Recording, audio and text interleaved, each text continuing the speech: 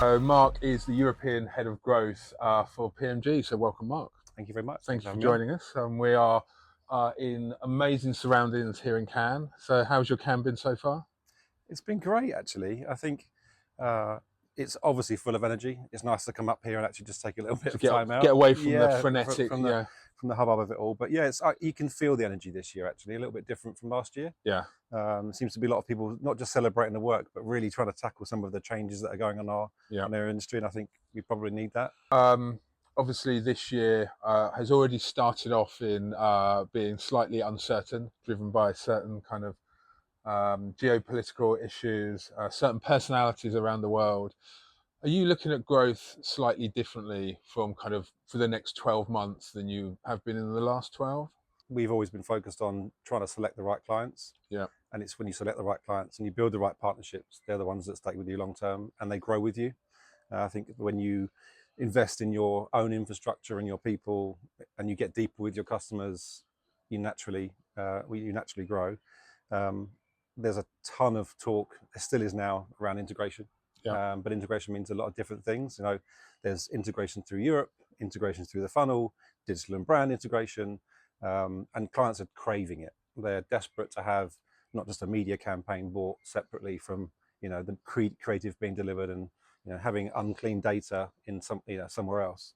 They're desperate for those things to come together. So I think there's a real opportunity for us as independents. I think that don't have any of those barriers in the way to help drive that integration. Yeah, it's very interesting that off camera we were talking about the importance of your people. And it warms my heart that there are still agencies, and I'm sure there's many out there, but agencies that are really putting their people first. Because the growth payback on looking after your people, I think, is almost unparalleled. Yeah, if you could measure it, and we probably could measure it in terms of ROI, I think it pays back tenfold. Yeah.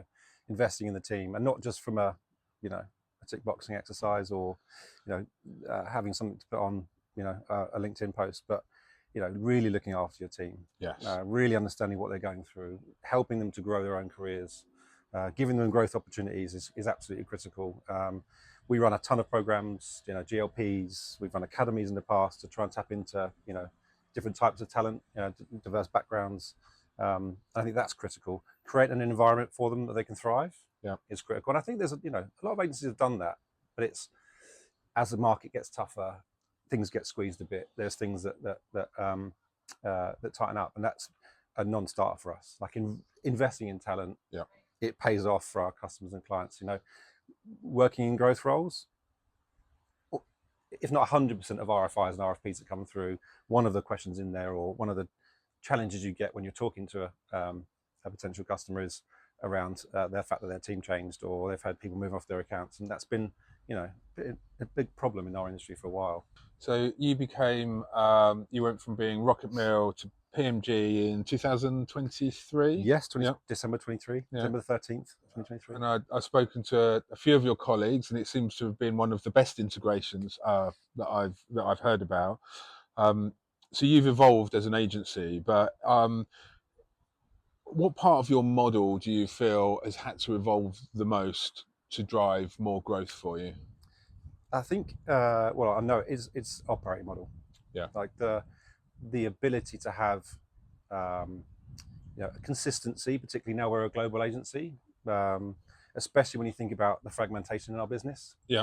As in the industry business, both from you've got large budgets in some territories, and PMG, obviously founded in North America, huge media budgets, and then lots of smaller budgets across Europe, which means sometimes a little bit of lack of consistency or getting that consistency across the board. So being able to invest in technology for our team. So our technology, Ali, enables 100% of our team to see what's going on with all of our customers. So all of our customers are onboarded to Ali when they come into PMG, as has all Rocket Mill clients.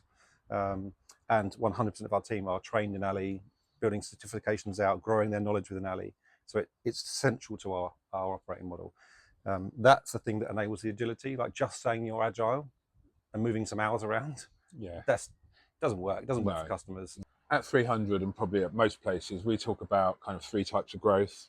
There's protect and grow, which is kind of your organic clients, making sure you service them well and seeing how you can grow. You've got kind of the land and expand, so get a tiny little project and then see how you can grow that out, and then like the next big win, which is those big pitches. Where are you seeing the areas for growth within PMG at the moment? I think we've sort of touched on it, but going deeper with your clients, I think are the areas where I think we can do some amazing work, and that's where I think a lot of our growth will come from. Yeah. Um, there are a lot of big pitches out there, and I think again it's about pitching for the right stuff, the stuff Yep. you want to. Like we don't, get involved in principal media buying, so we're not going to put ourselves into some of those processes. Yeah. We're 100% transparent around absolutely everything we do, an open book. So again, there's some things where there's RFPs you don't want to go after. As long as you think you can add value and deliver impact, then we'll talk to them about other services, and I think that's definitely a source of growth.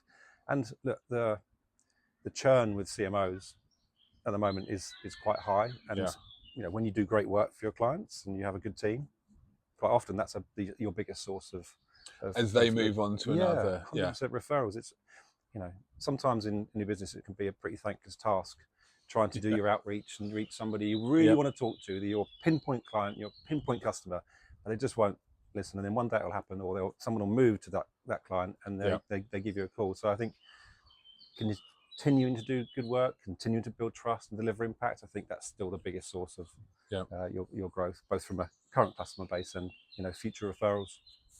Everybody says they're transparent. I'm not saying I absolutely believe you are, but you'll come up against the narrative of transparency, which may sit in bigger entities, and the reality of transparency. How do you try and educate a client around that when you're in the heat of a pitch? Well, I think you probably start right at the beginning, and it depends if the pitch is being run by procurement, being run by a search consultant, or there's big decision makers, and quite often there's lots of decision makers, not just one. Yeah. So it's figuring out who's the person that you need to talk to about this specific subject, and transparency isn't just one thing. It's not just about opaque trading practices. No. It's about how you remunerate. It's about shared risk. It's about the technology you have and whether it's real or not. And I guess what you have to ask for is time, more time with a prospect to get them to dive in, understand our technology, and we try and invite them in. You're never going to do that in a 2-hour pitch session. What do you think agencies underestimate the most when it comes to them building kind of commercial resilience for themselves as a entity? There's definitely not one answer to that. There's so much, isn't there, to it? People, we've got that. 100%. I think if I was going to say one, it would be talent. Like long-term investing in talent. And I think in some business models, they like to see churn because they can bring in, younger talent paid less. Yes. And we'd rather see our people grow, improve their careers, build with our clients and customers. So I think absolutely talent. I think diversification. We have, I'm not going to sell ourselves too much, but we have media, strategy, creative, all in one place alongside data and tech.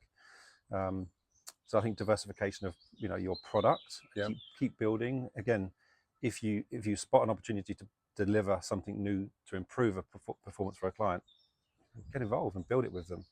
And then I think the usual stuff I think around categories shift and change, don't they? So we are really hot in retail, but we have travel. We're excellent in financial services. We have that diversified sort of category mix as well, and that holds up a lot of resilience, and that's been true for the 9 years I've been at the business. So that's really important. So you can underestimate any one of those things because you can be a specialist in something, and it can bite down the line. So if you could choose one growth habit to embed across the whole of your agency, what would that one thing be you would ask of your people? I think that for me, it's the same thing I've always asked of myself, teams. I mean, I was media owner side, and it came from a guy actually I worked for, and it's just stay curious, because your customers demand it, your clients demand it. Like how audiences are changing, stay curious about that. How markets are changing, stay curious about that. But also, there's a lot of vaporware. There's a lot of technology. I mean, in this beautiful place, we'll be sold to quite a bit around new technologies, and some of them are brilliant. So you have to stay curious again for your customers. Fun question that we might be too early in Cannes for you to know, or it could be a past anecdote. Have you got any amusing stories or anecdotes that you don't have to necessarily have been involved in that you've heard of about Cannes? I think the things that I would talk about probably shouldn't share. Don't want it on camera. Yeah. That said, I can say that I had dinner with Serena Williams last night. Wow. Technically, As in, she was in the table a little bit over there. right. Okay. And I think she made eye contact with my one of my colleagues. Okay. So we had dinner with Serena Williams last there night. we go. She doesn't know she had dinner with you, No. but you knew you had her. Okay. Absolutely not. But yeah, Well, she looked great. Thank you very much for your time. It's been Thank very you. interesting. I love the sound of what PMG is. It makes me feel that there's still heart and soul left in our industry, which I know there is, but I think you guys seem to exemplify it. And the fact that most of your answers start with your people, I think says a lot about you as an agency. So thank you very much. I appreciate it. Thank you very much. Thanks for having me on.